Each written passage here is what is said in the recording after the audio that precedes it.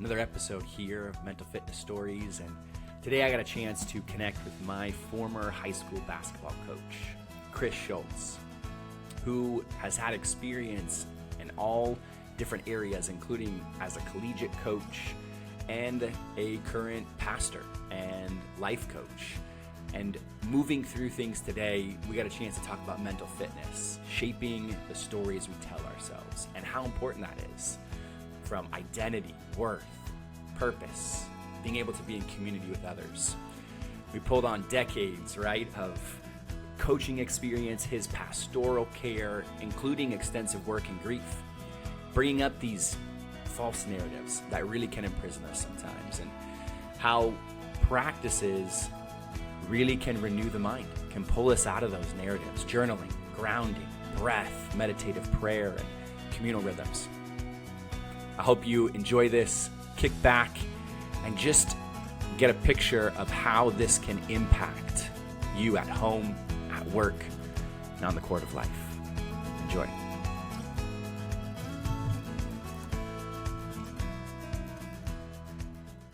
All right, well, welcome to Mental Fitness Stories. I'm John Steele, and I have an awesome guest with me that I am very excited.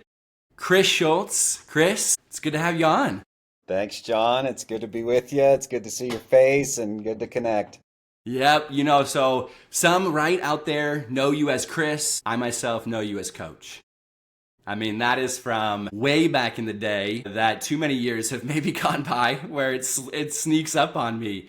Maybe we can talk a little bit about how we knew each other and that. I mean, we're going back all the way to the high school days is when I first met you as my high school basketball coach. That's right. Well, yeah, those were great years in kind of a former life. I spent coaching at the high school and the college level, and I definitely enjoyed those years for a lot of reasons, not just the competition and the opportunity to, bring together teams and see them compete at a high level, and just the challenge of what it looks like to take a bunch of individuals and help them grow and mature, but also work together in ways that play themselves out on the athletic field or on the court. But more than anything for me, and even just this podcast is a reminder that what was most important to me then and still most important to me is the relationships. And so just the privilege of being able to invest in young people and a coaching staff, and then to see sort of the development of someone's life and to see them as they continue on into career, into family, into other things. That part for me has been the most rewarding. John, you were one of my favorites. You were definitely probably one of the most gifted athletes I ever coached. You definitely were the most competitive and hardworking, and it was a pure delight to coach you and your teammates. And it was fun to have a good amount of success, in those days. Yeah, it was a blast. I appreciate that. And man, I have such fond memories of that time as well. I mean, from so many things too. Even, I'm down here in San Diego, right? And every time I pass, oh my goodness, and I'm forgetting the name of it. Country Day. Thank you. Every time I pass La Jolla Country Day, I have memories. I remember even walking through that campus later on here in life and being like, we were here. We spent a couple of years coming down to tournaments down there at La Jolla Country Day. So it's so many memories, and absolutely love that time as well. I mean, I thought this was a great chance for you and I to not only connect, but also just to be able to flesh out this topic just of mental fitness. For me, as coming from the therapy side of things, what blended this topic so well was the idea of attaching the mental aspect, but also bringing the fitness aspect to it. It just had this different ring to it. The first time that I heard that topic, it just stuck to me, and I said, oh, I like that. That's the athlete in me sticking out a little bit. So, but give me your thoughts a little bit before I jump in on just kind of this mental fitness piece. Yeah, no, and what's interesting to me is, so I've spent time in obviously the coaching world and the athletic fitness world, but in this last season of my life, I've been in sort of the spiritual world, right? I've served as a pastor. My wife and I, we do marriage enrichment stuff. We're involved in some executive leadership. And so what's fascinating to me is I believe human beings are body, mind, and soul. And so, we're intertwined with each other. So what happens in your body is also affecting the mind, and what's happening in your mind also affects your spirit. And so they all work together. And so each one of them has a role and has an importance, and each one of them can be healthy or unhealthy. And so learning to, in case of what you're doing, is go, how do we grow in our mental fitness? How do we continue to become aware of where we're at and that understanding of it? And then what are the steps and tools we can take to continue to mature that, grow that, heal that? Yeah. Those are all things that then make us more full-rounded human beings that can live abundantly full lives. Yeah, no, I love that. The mind, body, soul connection, how important the spirituality piece is in life and being able to really bring them all together. I think that's what I've just found in, just diving into this topic as itself and exploring it more and more and just recognizing how important those aspects are. At times I've used like sounds very similar, a biological, a psychological, a social, and a spiritual framework, and how important all of those are together.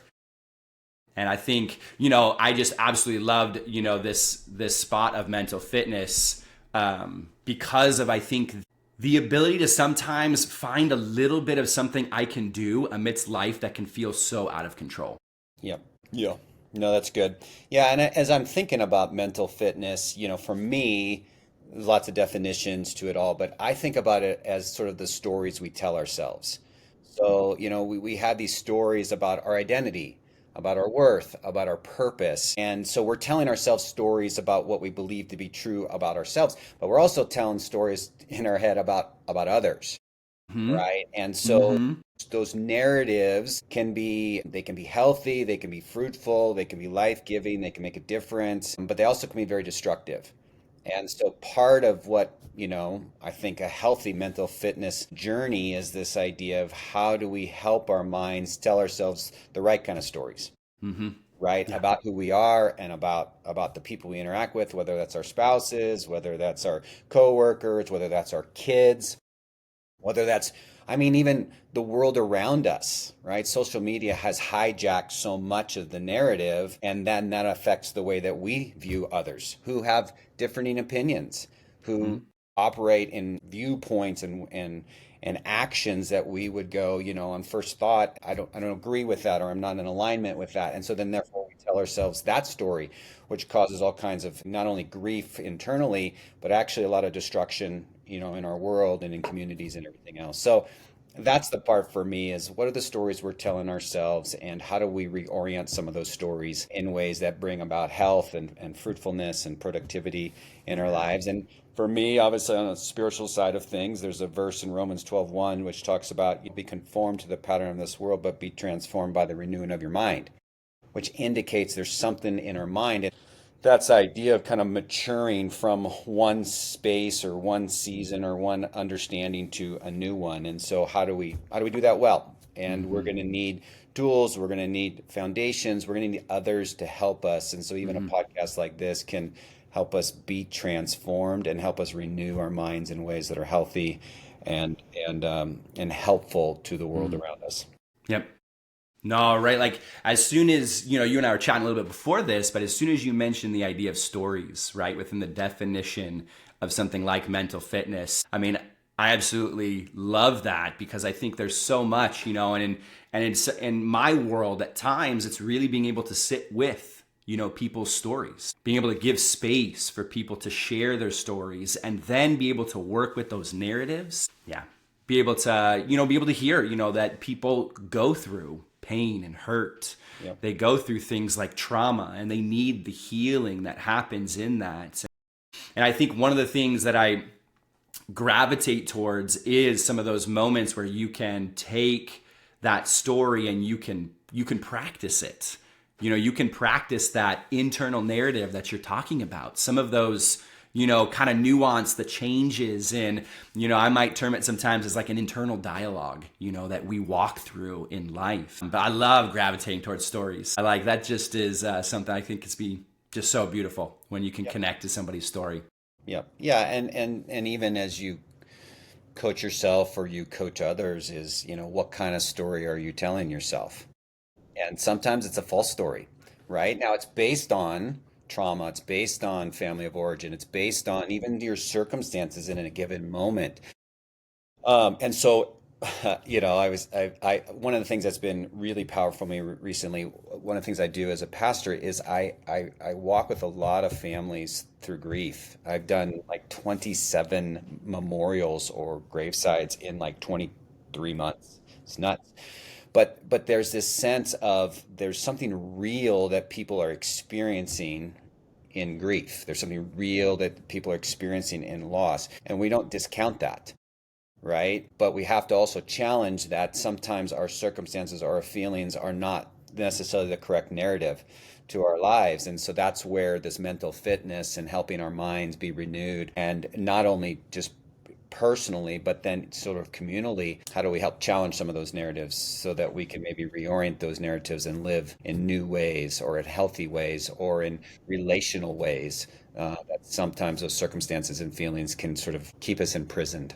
Yeah, yeah, grief and loss. That is one that I think, as running across that in ways myself, just recognizing how that's such a change. It changes people in that way, and they very much so confront a lot of, in this case, I think some of those narratives. From even the end of life. Yep. What does end of life mean? Yes. How does this impact me? What does that mean in sometimes a natural way? It brings that self-reflection in. And I think when that self-reflection happens, like you're naming, is that false narrative can come through. When you say false narrative, what I kind of interpret that as is this idea of maybe like unhealthy judgments, this criticism that can come in that can really harm internal self. But tell me a little bit more about that. Kind of the false narrative piece, kind of some of your thoughts on that. Yeah, yeah. I think there's a narrative sometimes about ourselves where maybe we've experienced failure, or maybe people have spoken things into our lives about our worth. And so then we adopt that as sort of the narrative to who we are, right? And we have confirmation bias, right? As humans, so we tend to sort of lean in and go, I believe that to be true, and so has sort of affirmed that, and maybe I've had this experience, and so therefore it just affirms that. But that's not necessarily completely true about who we are as human beings, nor does it have to sort of define who we can be as we move forward in life. And so that's where, again, naming those narratives, being able to have somebody to share those stories with, and then lovingly but sometimes truthfully speaking into, go, well, is that true? And where else can you sort of confront that? So I think that's the part for me, is the false narratives are being defined by either ourselves internally or by our circumstances or by others, and we have to confront those things through meditation, through prayer, through journaling, through counseling, through Mm-hmm. people that we trust that speak different narratives into our lives, and then that mental process of choosing to believe and trust that those things are true, not based on what others or my past has sort of defined for me. Yeah.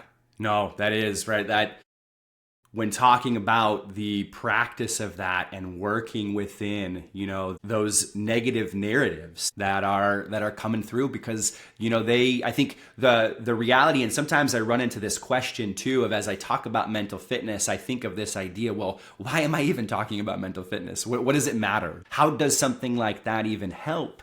And I think as you're naming this, like, ability to work through these negative narratives to get into, and negative, right, being more of, I think, of the harmful piece, Yep. but Yep. right, like those narratives, to be able to rework those. Or I think in some sense, I've heard it said, that we functioned in the kind of us on this foundation, and sometimes through circumstances or whatnot, these beliefs get shifted, and really being able to kind of work within this concept of bringing this beliefs and who we are, as worthy of love, Hmm. right? As worthy as, people who can be in loving relationships Yes. with people. Yes.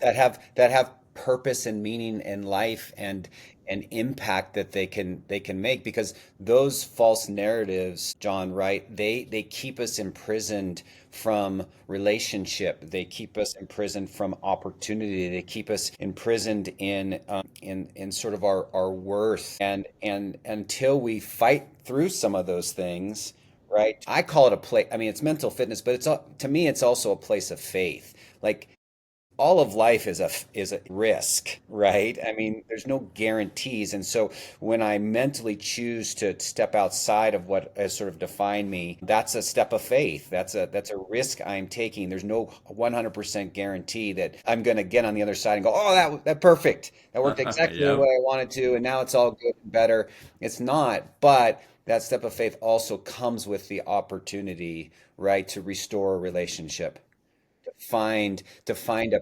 purpose and an opportunity in life, to see myself as, for me at least, as a follower of Jesus, as who I am in him, like to understand that, gosh, that's the risk, the step of faith that I think is worth it, but it requires something in our minds to Mhm. be renewed in order to Yep. get to that place, in order to take that step of change, or of new Yeah. beginnings, or whatever it may be. Yeah, yeah, that idea of faith, I think even hearing in this case, kind of some of this like end goal stuff, that you're talking about, this the opportunities that are there within a relationship, if being able to move from this false narrative and being able to see like, hey, I can see my wife differently, Yes. in this way, right? Yep. I can see my kids differently. That's That right. one's been a challenging one. There's been plenty of Oh yeah. moments where my false narratives have jumped in and I've been like, oh my gosh, really? That just happened? From like I have a story of my, my now 5-year old, right? But how getting her to school sometimes was just the hardest thing in the world. Yep. Like, just let's get in the car. Yep. Let's do this, and I look back sometimes and I tell myself, or I've told myself in the past, some of those false narratives of like, you are a horrible parent. Hmm. You did a horrible job with that. Yep. What are you saying? You got so frustrated in that moment. And I can just hear that criticism and false narrative come through.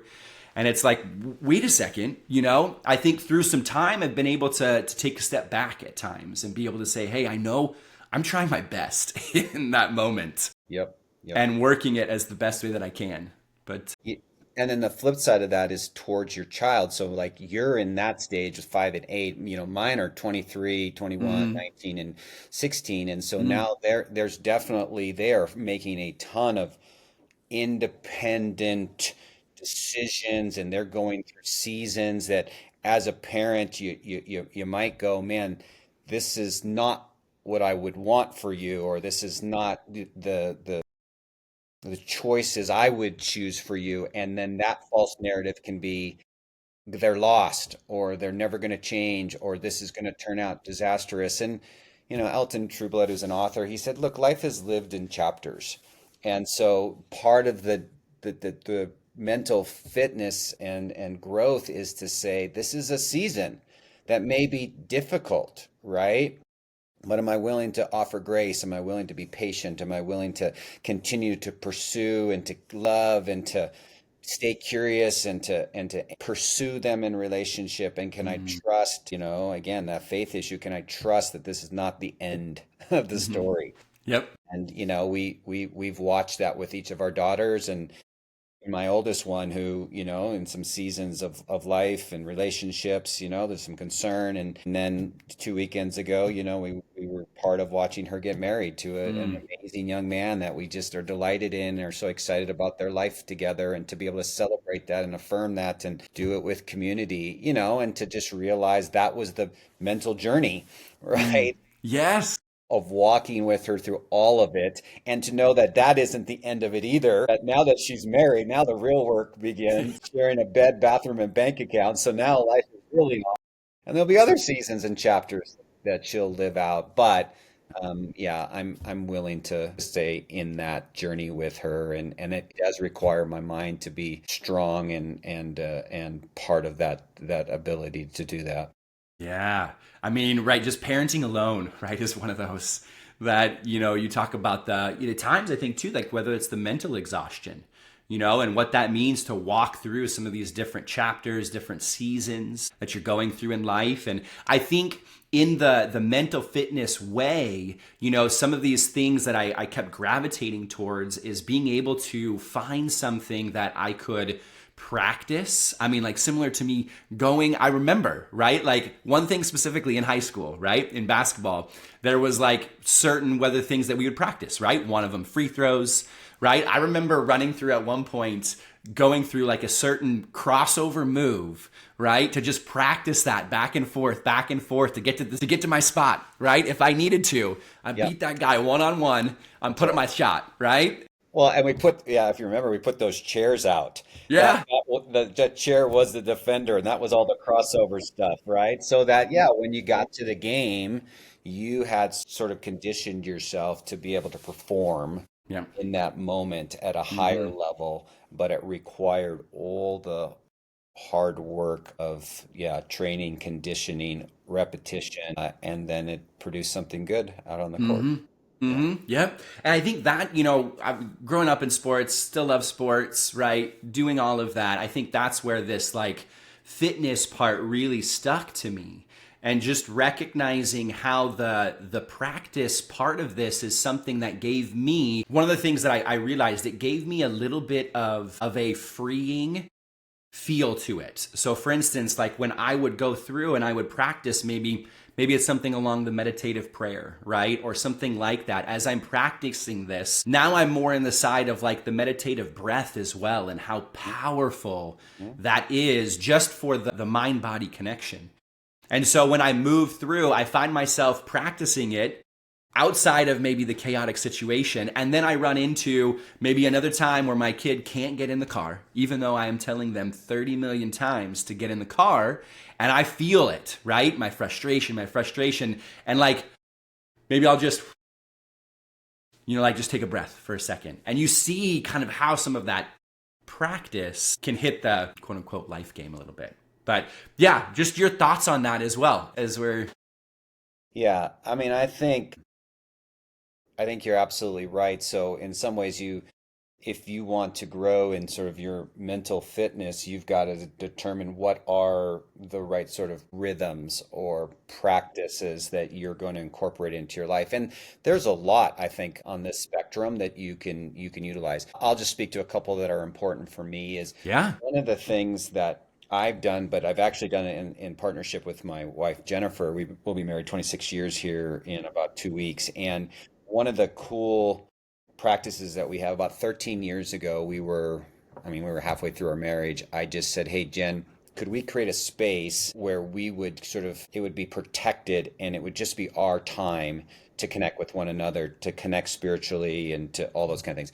And I was crazy enough to suggest it be at 5 a.m. in the morning. And that first season of attempting that was difficult. Jen wasn't a morning person. I was. She Mm-hmm. wasn't always willing to get up. I was a bit of a turd about it. I would walk in the bedroom and turn the lights on, or I'd call her from downstairs. "Hey, are you coming?" And totally guilt trip was not the healthy way to do it. And eventually I said to her, "Hey, look, here's the heart of it all. I think this would be productive for our relationship. I want to spend time with you. And I think this will actually make a really big difference on our marriage." I moved it from sort of a what positionally to a why interest. And when I Mm-hmm. did that, that sort of spoke to her heart. It challenged her to discipline herself towards that end, whether it was multiple alarms, the coffee machine ready to go, Mm-hmm. right? Mm-hmm. Mm-hmm. And able to get some caffeine in her, all those things. But we've now for 13 years probably at least five to, if not 6 or 7 days a week, are up for about an hour and a half together. And we've done the math recently. We've invested about 6,000 hours in our marriage alone, just in that space. Mm-hmm. And now we swear by it. We preach on it. We're always helping couples. We don't say that it has to be that time slot or Mm-hmm. that particular thing, but Yeah. it's creating a space, just like you go to practice and we say for an hour and a half, we're gonna run laps, we're gonna shoot free throws, we're gonna work on out of bounds plays. Like, Yeah. it's the same thing to Yeah. our lives. So in that time together, sometimes we do it together. We like to read books to each other. We like to pray. We like to process life. But there's an individual part of it, and this is for me sort of where the mental, sort of development and focus lands. I'm a big journaler, so I'd love to journal. I know for a lot of men, that's not always as normal or natural to them. I don't think it's just a gender thing, but I think in Mm-hmm. general, sometimes as I've talked to guys, they're like, I don't even know what I'd write in my journal. And I think for me, I've learned over the years that what I want to do in that journal is a couple different things. Number one, I want it to be a place of gratitude. I want to train my mind to go, what was good about yesterday? Mm-hmm. Like what happened yesterday that was good? It could have been a conversation. Mm-hmm. It could have been a paycheck. It could have been the sun was shining after it had been snowing for a couple days. Yep. It could have been a great an affirmation from a coworker. Mm-hmm. It could have been intimacy with my wife. I write Mm-hmm. all kinds of stuff in there, right? Yep. A good meal. And I've trained myself, and sometimes it was early on, maybe I put two or three things that I was grateful for. Now there's Mm-hmm. times I'm like, man, I just put 12 things, Mm-hmm. right? So my mind now is gearing towards dwelling on what's good and lovely and true and right and all of those things. So that's part of that mental development growth of renewing the mind is that I'm seeking to be grateful, and that's the first place I start. It's always with I just put thankful for, and then I list it up. Second thing I do is sort of a combination of both lament and confession. Meaning, some things are hard in life, and I'm confused by something, or I feel like I'm falling flat, or I'm frustrated with a coworker, or we're struggling with something with one of our daughters, and I just throw it on the paper. I don't try to, make it sound good, or I'm not trying to write for anybody but myself, but I'm just sort of vomiting with Mm-hmm. words onto the piece of paper. And it's great because it takes, my wife says this to me a lot. She goes, you got to get it out on paper, Chris.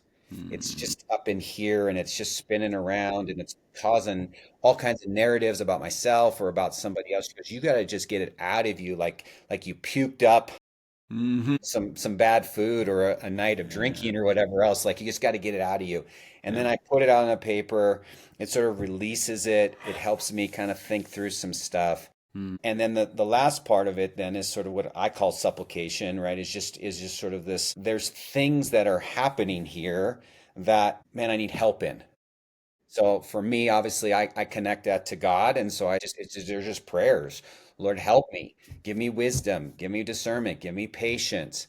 But all of that is a mental exercise, Mm-hmm. right? All of that Mm-hmm. from some training myself to dwell on what's good, to being honest and open, both about the world around me as well as like my internal conflicts or doubts, or even just my failures and all of that. And then that last part of connecting it. I don't want to stay in that, right? Mm. I'd like to move in some ways of healing or wholeness, or I'd like to see these things resolved in some form or fashion. And so I'm going to lay those things out. So that journal for me has been huge. I probably have 30 journals now that Mm-hmm. all look different. It's funny Yep. how I was looking at them the other day and I realized that this one's this thin, this one's that thick, this one's, it's got a leather binding, this one doesn't. But that's been a great place of mental growth, Mm. development, and processing that I swear by now, and is huge. Yeah, absolutely love that. I mean, that practice, right? I think that part that you're talking about, how beneficial that can be in moving through, changing that false narrative. And what it is, I think I love that from the aspects of it. And I'm going to pinpoint that again because that one was solid. I love for whoever could be listening just to be able to take, aspects of that and be able to put that down, because a practice I think can be so, it can be gold sometimes. And it can over time, as you were talking about the hours, right? Even put into your relationship. It reminded me of, I think I saw a little clip of Kobe Bryant, right? And he was going through this idea, right? And he was like, I talked to what do you say? He says, I'm talking to my kids I coach, right? And I'm telling them, you got to put the hours in, right? And he was like, if you multiply the 30 minutes a day that these kids do over however time, it's not that much time. But if you do 2 hours a day for a year, 2 years, 5 years, you're looking at, right? Like exactly what you said. It just made me think of that. I was like, that's it. Well, and the flip side of it is, so here's my phone, right? Yep. So what we spend a lot of time on is social media. What Mm-hmm. we put a lot of time on is scrolling through all of this stuff that most of it isn't even real anymore anyways. Most of it's generated by AI or whatever it may be. So Can barely tell the difference. It's hard. exactly. And the majority of it is negative. The majority of it is sort of self-centered. The majority of it is divisive.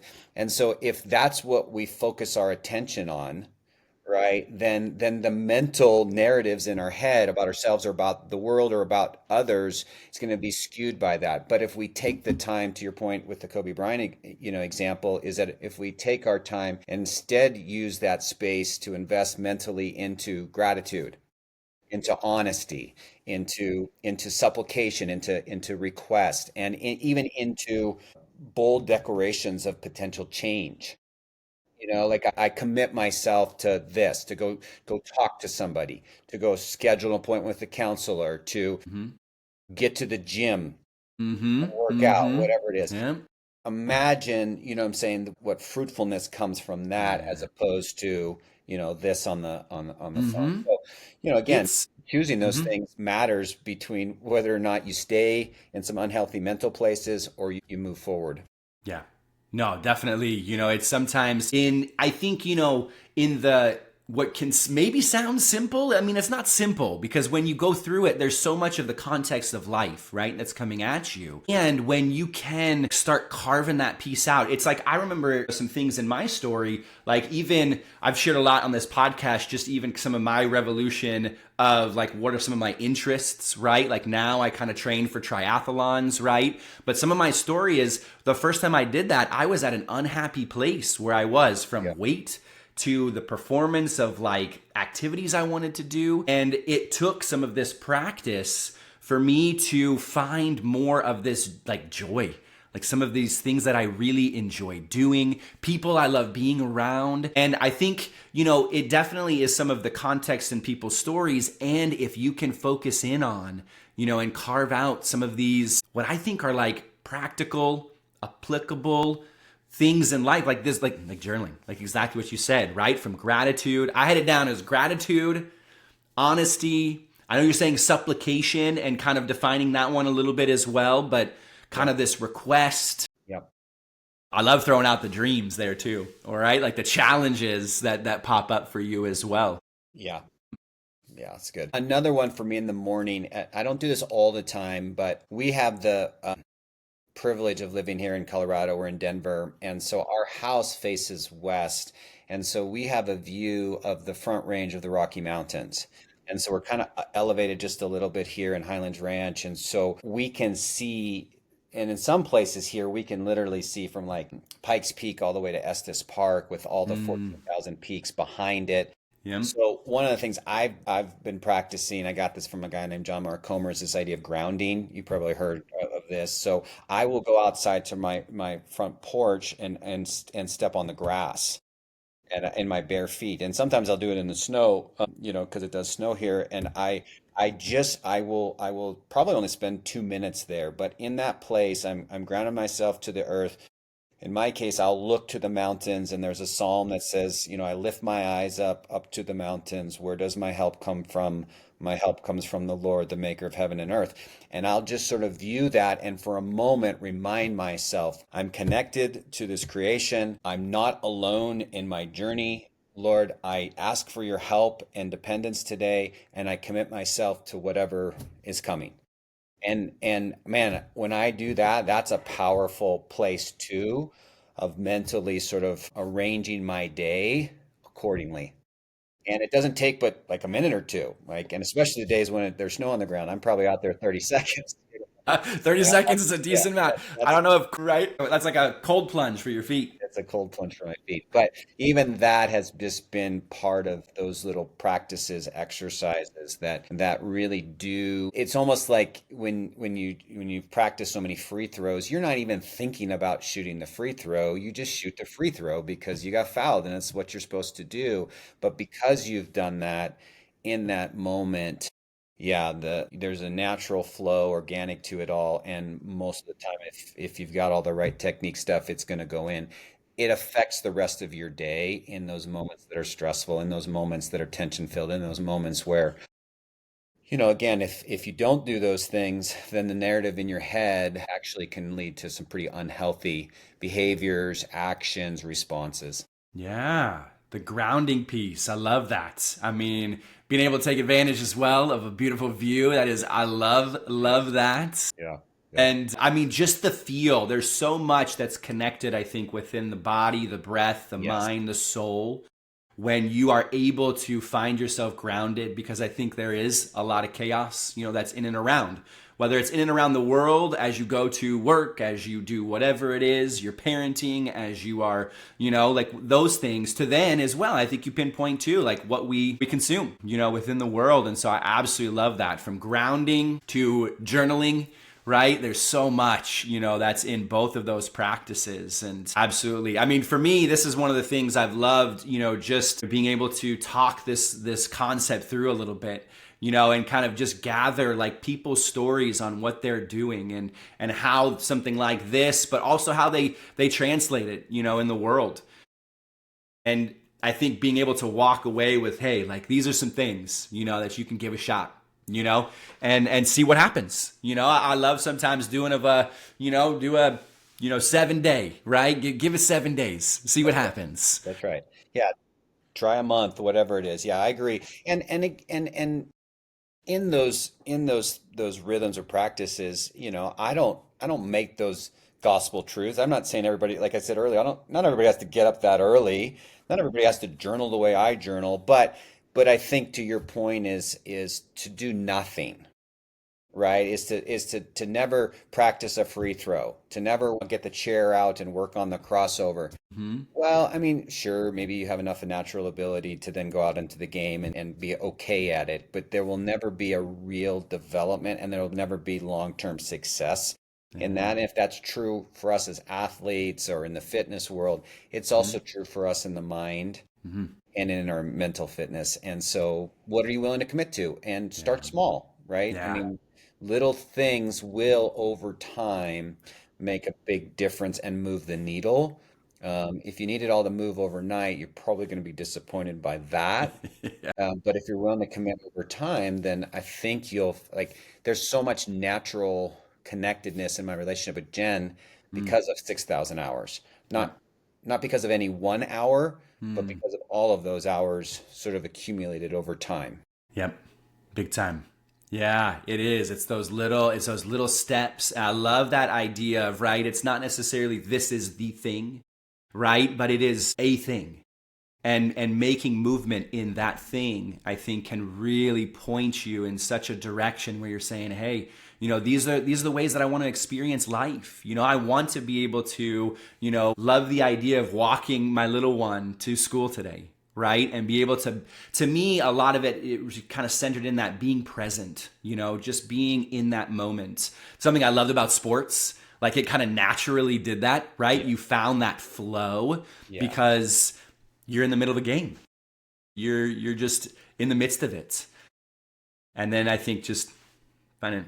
Well, I was going to say, John, no, I love that. And maybe even a transition for us in terms of I think there are personal decisions that we make and agency that we have to practice these things, right? Absolutely. But I also believe that we aren't designed to be independent, Mhm. individualized sort of beings, that there's a communal nature to who we are as humans Yeah. that sometimes is hijacked by some of our modern culture and things like that. But by and large, we need each other in that journey because left to myself, that confirmation bias, that negative interpretation, that Mhm. inner lawyer Yep. that convicts or even defends Yep. my position or whatever Yep. else. I need others who are going to be part of the process of helping either confront some of those narratives or helping massage those narratives Mhm. to Mhm. places that bring life, both for me personally and then for the Yeah. world around me. So yeah, I mean, I think those, I know you hold to that as well, and that's a Yeah. big part of being a former coach and being a former athlete is going, man, the most successful teams are just that. They're teams. They're made Yeah. up of a bunch of different people with different giftings and experiences and talents. Yeah. and together we achieve more, in those strengths, and even in those weaknesses, they're binded together, and those are the best memories I have. But Hmm. I've also found that in my mental journey, in that renewal of the mind, I have to have others, whether that's counselors, trusted friends, Yeah. groups. I like to do at our church. I like to do a lot of like spiritual exercises that are communal, Hmm. right? I challenge our leaders every 2 weeks when we have our meeting. One of them needs to do something that's a sort of a spiritual exercise that involves everybody. And so, like Hmm. this gal the other day, she brought in all these balloons that she had bought at the dollar store, and she laughed. She goes, "This may be the last thing I ever do at this church on staff, because Chris, you may fire me when it's done." I go, "No, no, no, no. I love it. Like, what are we about to do?" Right? And she had written on the balloons, goodness and mercy on all of them. And then she clipped the two balloons to the back of our shirt Okay. or jacket or whatever else. And Yeah. she made us walk around for a little bit with these balloons hanging. Mm, And the gals were laughing, thought it was fun. A couple of the guys were like, "This is so embarrassing. Why are you making us do that?" of But course. then, but then what she did was, is then she opened up the Psalm, and if Psalm 23, which is most of us know, the Lord is my shepherd. But at the end of it says, "Surely goodness and mercy will follow me all the days of my life, and I will dwell in the house of the Lord forever." And she just, that practice of going, "Hey, remind yourself that mercy, goodness, and mercy follow you. Like, there's something in our lives. Life is hard. Life is difficult. Yeah. Ministry is hard. All those things, but there's good." And that practical application, and even the fact that we had to do it all together, as embarrassed as some of us dudes were, was actually Yep. a really helpful moment for me. And I remember journaling later the next day. I was really grateful for that. I needed Yeah. that reminder Yeah. in my mind about that truth. And the practical exercise of it was even more so than if she had just shared it with us. Mm. Yep. So, It sticks with you, yeah, right? Like someone being able to take that leap a yeah, little bit, yeah, yeah. right? Get that exercise in. And the community aspect, that one is something that I recognize in myself.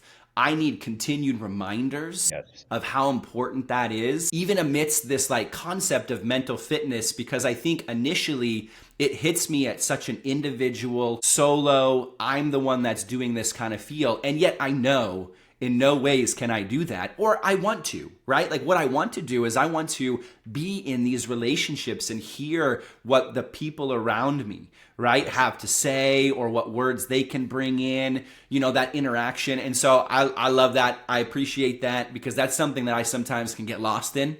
Like, let's talk about the individual practice, Yep. Yep. right? And what that is for you as an individual.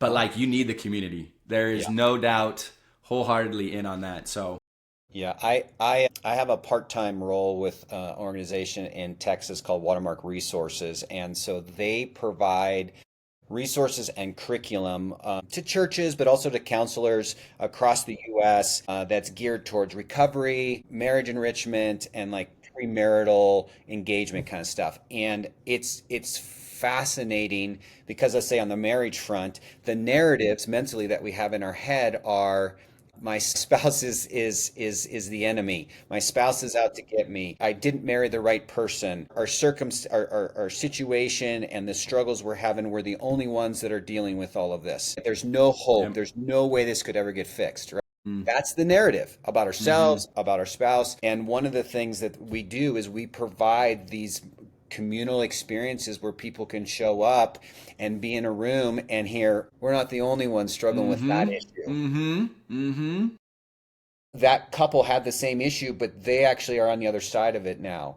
Yeah. Well, that's hopeful.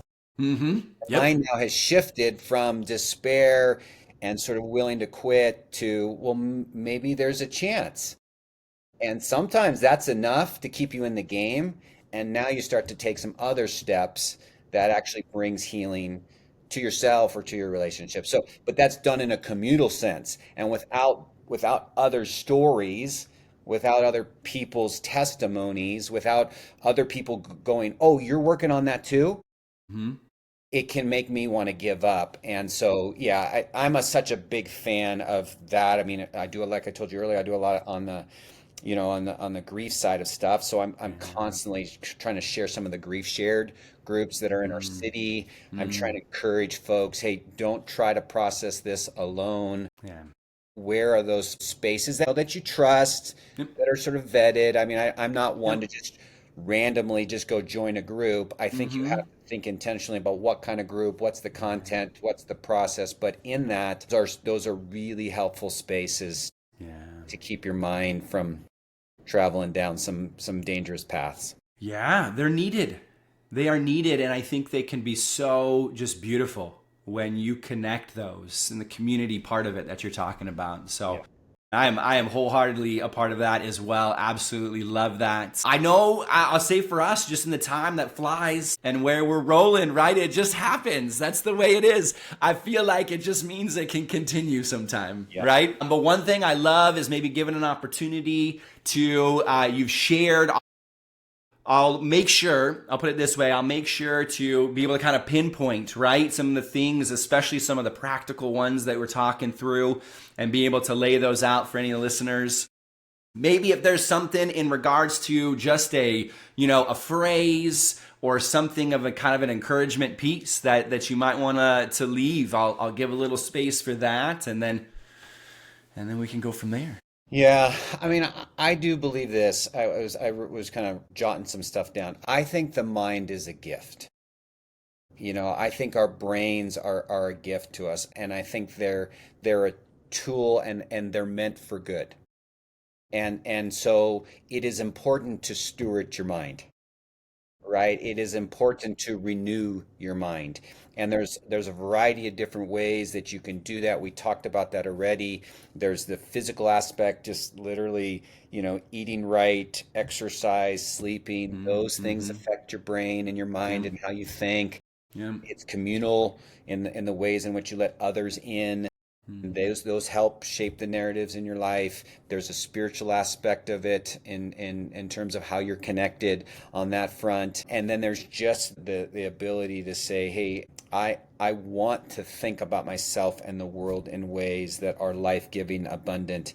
And so if I'm willing to commit myself to that journey of practices and rhythms, then I don't have to stay in whatever story or in whatever space, but I actually can move the dial. I actually can enter into a new season of thinking and responding and reacting, and I think it's worth the investment. So steward your mind and figure out the ways that best do that, and watch the fruitfulness and the abundance of that play out in your life and in relationship with others. Yeah. Love it. Love it. Appreciate that. Big time, Coach. It's such a fun. It's a blast just to be able to chat, get into some depth on a concept like this, reconnect in so many ways as well. Yeah. Well, and I appreciate the work that you're doing on, it's been, like I said, I knew you as a 16-year-old, and you were mature and driven, back then, but, to see the way that you've, through your own journey and experiences and passions, that you're doing things like this as well that have a really broad global impact. I just love and just honored and privileged to have a tiny little, page in the narrative of what you're doing. So thanks for that.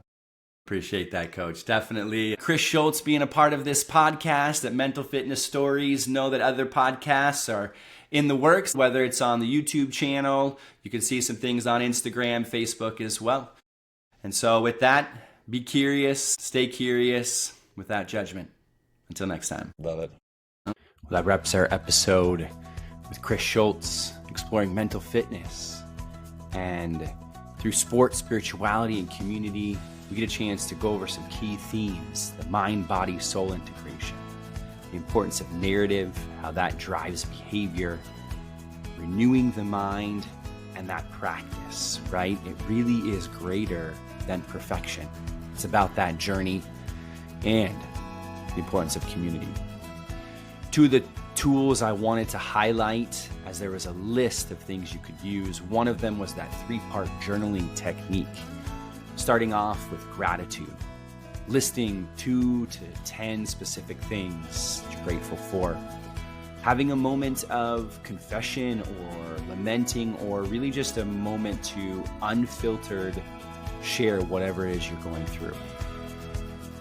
And lastly, some kind of commitment, maybe something that it turns into a request, whether that's a spiritual request or a next step that you're looking for. The second tool and technique was a grounding technique, one that does not take long, but can be impactful when you're able to step outside. Maybe it's taking a minute to 2 minutes, maybe 30 seconds to be able to connect to the land in this way. Sometimes it's maybe in the grass, maybe in the dirt, but something about being barefoot and allowing your senses to take over for that moment, to breathe it in and take that time. And I hope those two techniques can be helpful as you continue to practice your mental fitness. And what a great episode with Chris Schultz, mental fitness through faith, practice, and story. With that, reminder to be curious, stay curious without judgment. Until next time.